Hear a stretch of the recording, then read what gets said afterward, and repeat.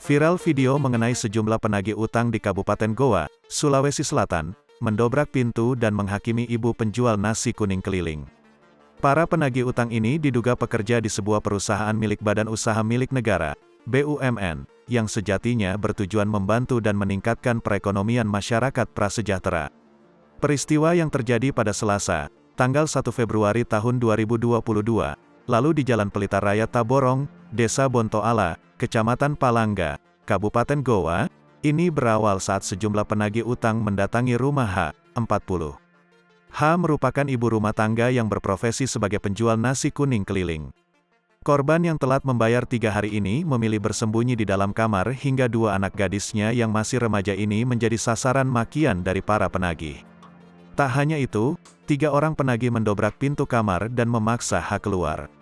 H yang tak memiliki uang kemudian memelas untuk diberikan keringanan, tetapi ditolak oleh para penagih serta dicaci maki. Para penagih ini kemudian meninggalkan korban setelah salah seorang kerabat korban datang memberikan uang senilai Rp200.000 sebagai pembayaran kredit.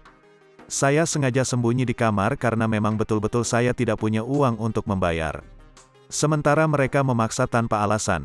Padahal saya sudah sampaikan bahwa saya masih dalam suasana berduka karena ibu saya meninggal dunia 15 hari yang lalu. Tapi, mereka bilang itu urusan kamu, pokoknya harus membayar sekarang. Padahal, saya hanya telat 3 hari, kata H, saat diwawancara Kompas.com pada Jumat, tanggal 4 Februari tahun 2022.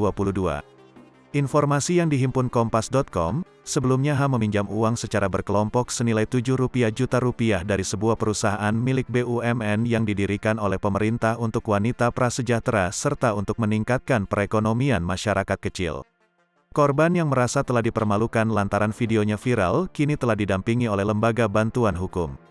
Sebab, laporan korban juga disebut sempat ditolak oleh pihak kepolisian dengan dalih minim alat bukti.